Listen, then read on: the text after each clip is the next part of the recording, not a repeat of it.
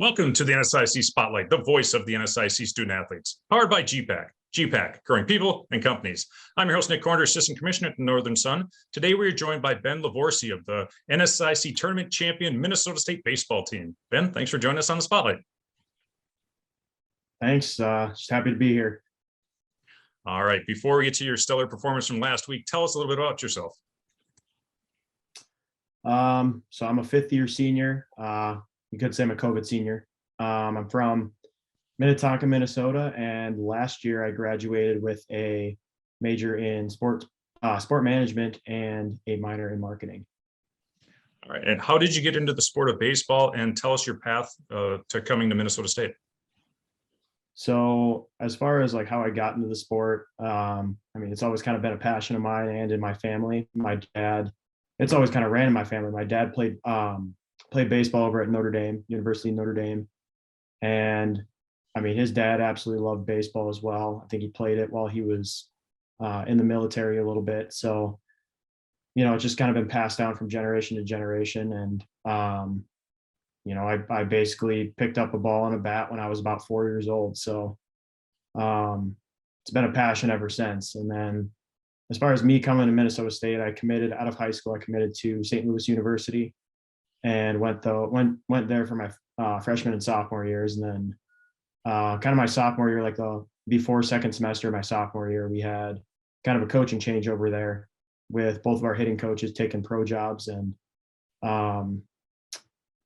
we just didn't really have a good year as a team. So I decided to test out my luck in the transfer portal. And fortunately enough, Mankato came calling, I think within a week of me being in the portal. And I visited here, it just felt like home, and I guess the rest is history, you could say. Yeah, and making history you did this last weekend. What a weekend for the Minnesota State baseball team. You win the NSIC baseball tournament and earn that automatic bid to the Central Region tournament. Spirits must be pretty high with the team right now. Yeah, we honestly just finished up a practice. We're heading down to Warrensburg, Missouri, in like an hour from now. So we're pretty excited to get going, and the sky's the limit with this team. We're just excited to get back on the field and show the nation what we got. Back to the NSIC tournament, the Mavericks go 4-0, but not without some adversity. Thursday, severe storms roll through the Sioux Falls area, suspending your matchup with St. Cloud State. What was Coach Mager's message to the team as you dealt with uncertainties of when and where you could get back on the field? Honestly, it was just kind of the same that it has been. We've battled adversity all year. We've had a bunch of cold weather games. We've kind of had a brutal spring up here.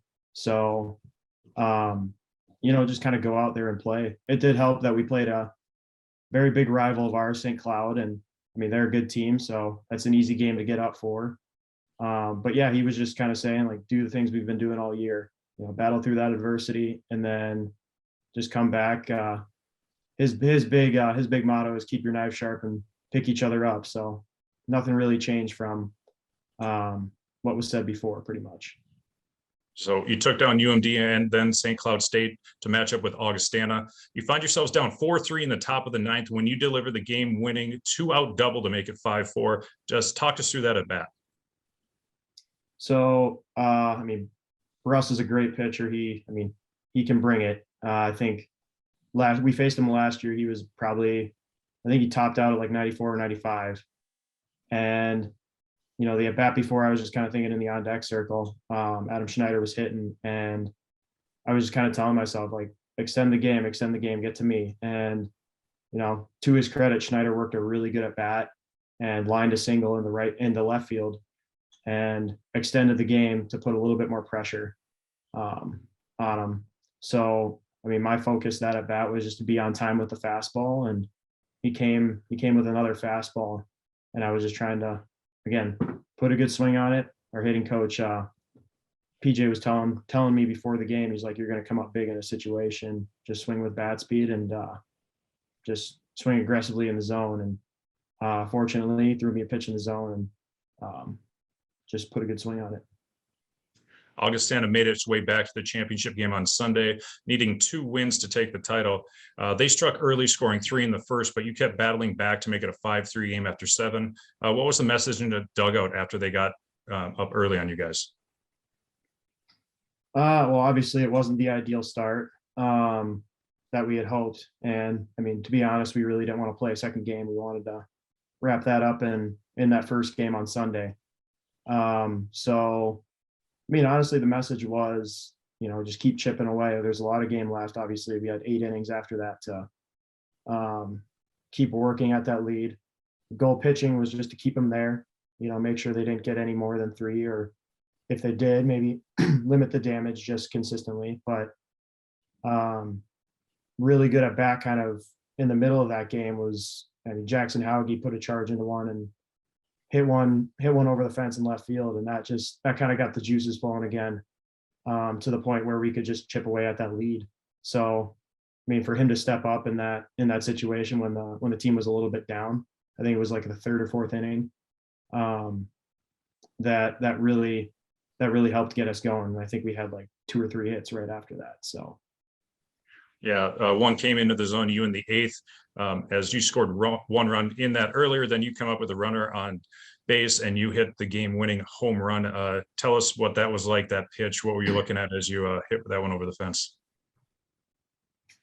So, I mean, I guess it was a similar feeling to the double, at least like walking up to the plate.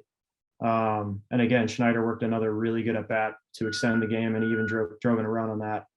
In that situation. So, I mean, I need to give him a lot of credit too, because he doesn't have a great at bat there. We're not in that situation to potentially win a ball game there. But yeah, so I was pretty much just walking up to the plate, and I'd seen a lot of pitches my first 3 at bats. I think I'd worked full counts in all of them, 2 walks and then a single before that. And I was just, again, like sticking with my approach of just swinging aggressively in the zone, and just looking for a pitch to drive, and fortunately it came on that first pitch. And yeah, I was just happy to kind of give my team the lead and allow us to potentially play that one game. And then we turned it over to the bullpen. Our bullpen's been good all year. Nathan Culley's been really good for us all year, and he slammed the door. Yeah, so you win the NSIC tournament championship. You were named most valuable player. You head home that night knowing you're the NCAA regional tournament. What's the team's reaction when you saw that you're taking on Augustana again in the first round of the regional? Well, I mean, there's a little bit of comfort in the fact that, we don't necessarily need to create an extensive scouting report, because, I mean, we're so familiar with them, but I mean, they're probably saying the same thing about us, because I think we played them 5 out of the last 7 games. So I think like as me as a catcher, like I know like they're unfortunate enough that they let me call my own game behind the plate. And it's nice for me because I kind of know how their lineup works in and out, and I know their weaknesses, I know their strengths. So it allows me to kind of put our pitchers in the best possible situation to succeed. And I mean, to be honest, that's kind of my goal back there, is just to play good defense and, make our pitchers look the best that they can. And because I know that at the end of the day, they're going to be our road to carry if we end up getting there. So the 4-team double elimination bracket, what are the keys for success down in Warrensburg, Missouri during the regional play this weekend? I think it's just kind of keep doing what we're doing. Honestly, we hit a good groove in the tournament there. We've beaten some good teams. Battle tested, playing from behind against Augustana. Those are some great games, really fun to be a part of. And I think, so I guess it kind of started back at the series that we played Augustana at home when they, when we lost the series to them. And, just kind of getting that experience in some of those bigger games. And now down the stretch, you're kind of seeing some of these young guys step up. A guy like Aiden Byrne, who, redshirt freshman, had a great year for us this year and steps up and has a big NSIC tournament, makes the all tournament team. So like some guys like that, seeing them step up in some of those big games, I think it gets them confidence and keeps them fresh, I guess, in a way.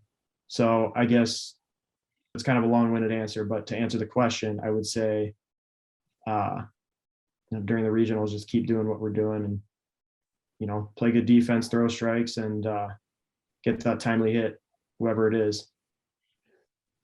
All right. Well, best of luck to you and the Mavericks as you head to the Central Region Tournament. You take on Augustana in the opening round of that double elimination tournament. That's going to wrap up this week's show. Thank you again to our sponsor, gpac. Ben, thanks again for joining us, and best of luck to you and the Mavericks down at the Central Region Tournament. I appreciate it. Thanks for having me.